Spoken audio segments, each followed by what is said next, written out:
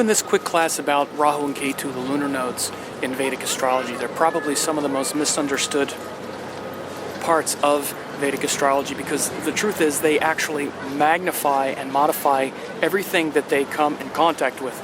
Now, to say that sounds like something quite general, but they really modify things in a very specific way. According to Brihat Parashara Horasastra, they first modify due to their conjunction with a Bhava Lord, which means a house lord. So anytime Rahu and Ketu joins a planet, you look at the houses that planet rules to first see how Rahu and Ketu are going to affect. Then, of course, the Bhava they occupy, and then the sign they occupy, and then their ruler. The nodes themselves wind up having the quality of every planet, every house, and every sign.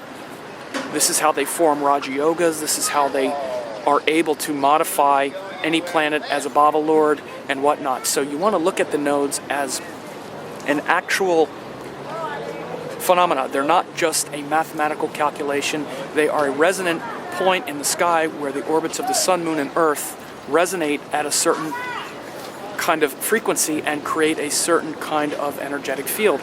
Much like you would say like a magnetic field. You can't see a magnetic field. Just because you can't see it doesn't mean it isn't there. The magnetic field is always there. When something gets near it, the magnetic field actually grabs a hold of it. But it's there regardless, and it has an impact on objects that move close to it, whether we can see that or not.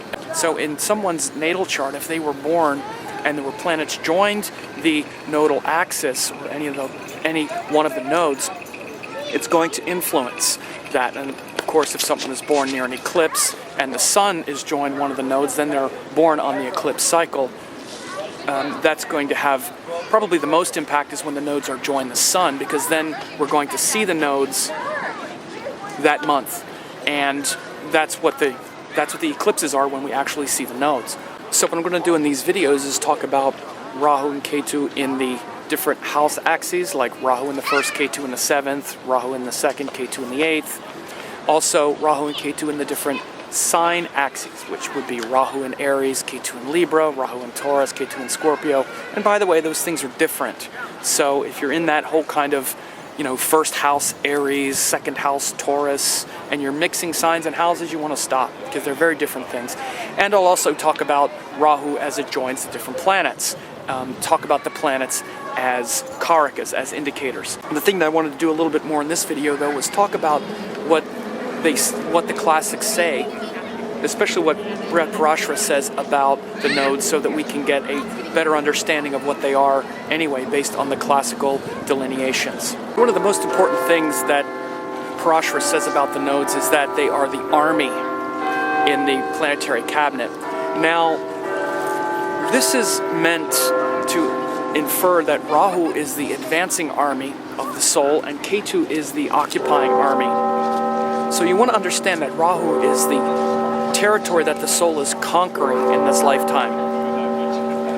And Ketu is the territory the soul has just conquered.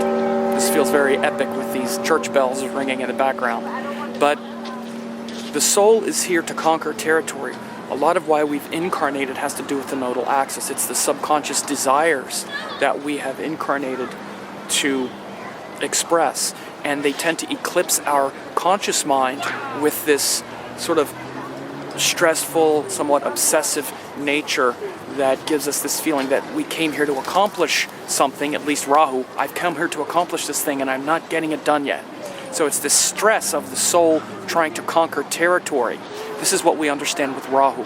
So it's this imagined fear and this stress that we need to accomplish something, and this is the thing that will help me do it. I can shortcut all of the hard work of going through all of these difficult lessons if I can just get that.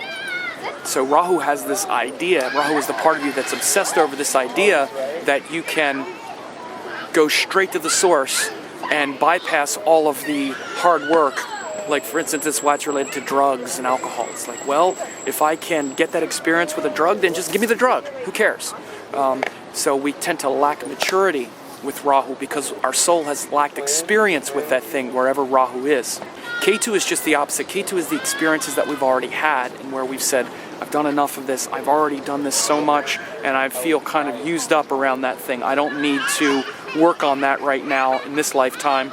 I've worked on that a lot, and in fact, what happens is we often have a painful connection with our, some sort of painful childhood connection with Ketu, wherever Ketu is. It makes us feel kind of used up in that area. So this is something to also really understand, is that the South Node Ketu is not really so much about, well, it is about past lives and all that, but you don't need to look at it that way. We get everything we need in each lifetime. We get everything we need from Ketu in our childhood. Our childhood is really like our past lives poured into us in a very condensed form. And a lot of those knots, those deep unconscious, tangled up knots from childhood come from Ketu. And we don't need to go into past lives. Frankly, past lives, and when astrologers talk about past lives, it's very sloppy. It's sloppy work because we can't verify that. If we can verify our childhood. And so that's where this is where this astrologer goes when I talk about Ketu and how to understand Ketu and therefore Rahu as well. You go into that childhood, you go into that unconscious, deep, dark knot, those things we hide from ourselves. That hidden part of our psyche is really what Ketu is about.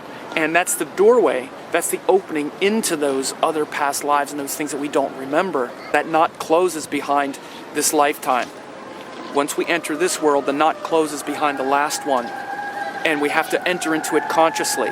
So untangling all of that and then entering into that is what Ketu is about.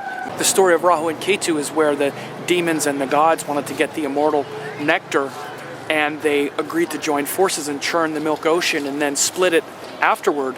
But what happened is Lord Vishnu didn't want the demons, Svarbanu, to get, well, he didn't want the demons to have the nectar as well, so he tricked them. One of the demons was very smart, Svarbanu, and managed to get a drink of the immortal nectar.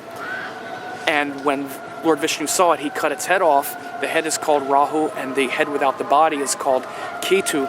So the truth is that the nodes were tricked, and Rahu is the part of us that feels tricked and deceived and cheated. And a lot of us feel cheated from our childhood, so we spend a lot of time chasing after that with Rahu. Like I said, Ketu is a lot of sort of the pain of our childhood, but it makes us like a kind of expert at something. We all had something that was painful, but we had to learn how to manage that thing in order to survive. But we didn't get to do this other thing, and that's what Ketu is obsessed around. So you can see this extreme and this polarizing of the ego around Rahu and Ketu. So when I talk about Rahu and Ketu in the different astrology houses, that's what I'm going to focus on. You want to understand that dynamic. Ketu represents those subconscious, hidden, buried things that in many ways we think, oh no, I'm fine, I don't do that. I don't have that, I'm not that way. And Rahu is the opposite, which is very obsessed over some kind of idea and some kind of action. Ketu is where we tend to avoid something, tend to turn away from it, and Rahu is where we tend to gravitate toward it and do it at the expense of the opposite. This whole kind of, structure between what we were prevented from doing or what happened in our childhood that was painful that we tended to avoid, and how we tend to overcompensate for that for much of the rest of our life. It's through this dynamic that the soul conquers territory. That precondition from our past lives gives us this background and this family and this environment that gets poured into us that teaches us a certain kind of bias, and then after that we rebel against that and try to find our own course.